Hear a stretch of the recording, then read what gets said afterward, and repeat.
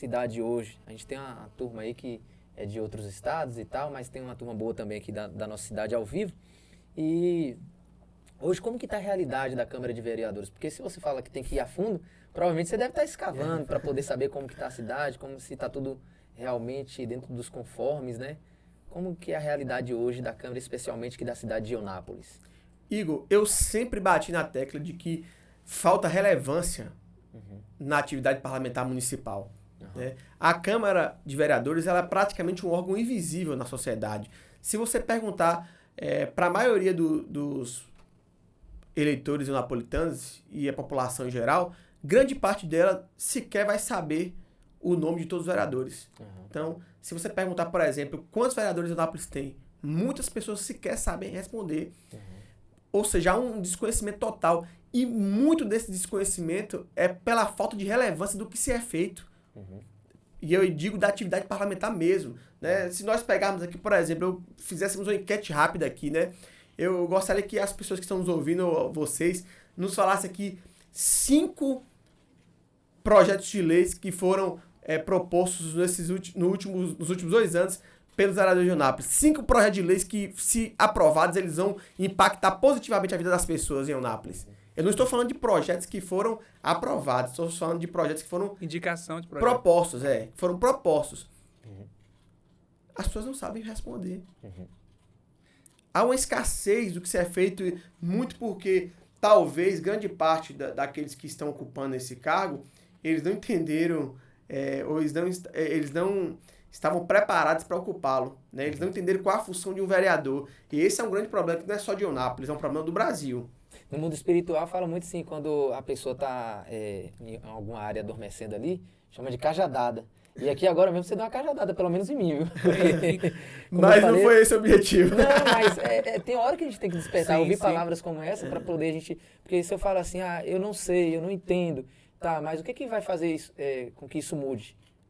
Qual é a consequência disso? São as minhas escolhas de ir lá, escavar, buscar, entender... E querendo ou não, você deu uma cajadada aqui, né?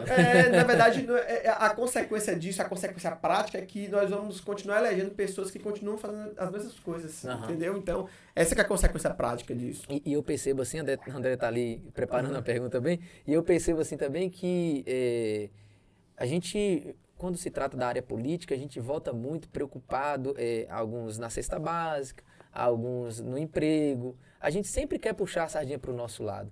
Então, quando a gente entende que a gente tem que olhar em prol da cidade, consequentemente vai gerar mais emprego, vai gerar mais renda, vai gerar a possibilidade de você comprar o seu próprio alimento e não se vender por uma cesta básica, por um emprego, né?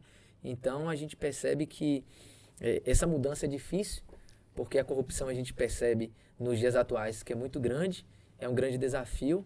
E é isso aí, André tá rapaz, eu só tô aqui meditando e surgiu aqui uma cascata de perguntas. Sim, pode perguntar. Mas eu vou dar prioridade aqui para uma colocação do Fagner e uma pergunta do Anderson. Perfeito. O Fagner, ele coloca assim, política tinha que ser formação, por formação e seleção, ou seja, da sua concepção, você acha que o gestor, seja em qualquer esfera política, ele deveria ser formado em política, porque tem o curso de gestão em política, e aí fazer um processo seletivo com esses formados para que eles pudessem assumir Excelente esse pergunta, cargo? hein? Boa maravilha. Pergunta. Esse questionamento é um questionamento que muitos fazem, viu?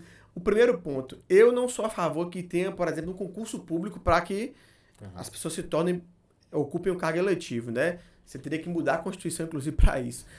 Mas eu defendo que não podemos continuar com esse modelo de sistema político que nós temos, com esse critério de eleição e de requisito para que se ocupe um cargo público. Né? O que acontece? Dr. Enéas, ele falava que no Brasil, quando o cara não quer trabalhar, não quer estudar, ele vira político. Então, infelizmente, essa é a realidade. Você percebe que na política, geralmente no Brasil, boa parte dos políticos eles se interessam por política porque eles fracassaram na vida deles privada. Eles fracassaram na vida privada, na vida profissional. Então a política surge como um ato de redenção para ele. Como um ato de redenção. E aí você começa a perceber a falta de preparo técnico e falta de preparo moral para poder ocupar o cargo ao qual está sendo, pelo qual está se candidatando. Né? Então, assim, Como que uma pessoa, por exemplo, que ela não sabe ler e escrever, ela pode ser vereador? Como que uma pessoa que mal sabe ler e escrever pode ocupar um cargo como um cargo de deputado estadual, deputado federal? Alguém que vai legislar, que em tese deveria propor leis que vão influenciar a vida das pessoas. As pessoas, não, mas aí a lei não permite que um analfabeto ocupe. Basicamente, a pessoa precisa saber assinar o próprio nome. Conseguiu entendeu? assinar o nome... Isso. Ou seja, aí você tem o quê? Você tem analfabetos funcionais da política. Pessoas que elas... Eu não estou aqui discutindo esse problema do analfabetismo no Brasil. E não estou aqui diminuindo as pessoas por isso, por elas não terem tido condições de ter um acesso à educação de qualidade. Eu só estou dizendo que essas pessoas elas não têm condições de ocupar um cargo eletivo. Uhum. Tudo na vida tem que ter um preparo, né, Deudi? Olha, Igor, imagine que eu tenho um sonho de ser piloto de Fórmula 1. Uhum. Eu, a todo custo, eu tentar ser piloto de Fórmula 1. Mas eu não tenho nenhuma habilidade para pilotar um carro de Fórmula 1. O que vai acontecer comigo? Só dirigir o carro. Só dirigir o carro e quer ser piloto de Fórmula 1. Olha, não adianta, entendeu? Não adianta. Como é que... Se você vai ser policial, você passa por todo um treinamento. Se você se torna um soldado, você passa por todo um treinamento. Se você vai pilotar um avião, você passa por um longo treinamento. Para ser político nesse Brasil não se exige nada. Bem nesse explicado. país não se exige nada. Então, o que nós precisamos... Aí você fala, mas isso dependeria de uma mudança na legislação. Ok, enquanto a legislação não muda, nós podemos mudar isso através do voto. Exato. Através do voto, entendeu? Outro dia eu estava falando sobre isso, a pessoa falou, você está defendendo a volta da aristocracia. Eu não estou defendendo a volta da aristocracia, mas o fato é que nós temos no Brasil uma caquistocracia, que é o governo dos piores.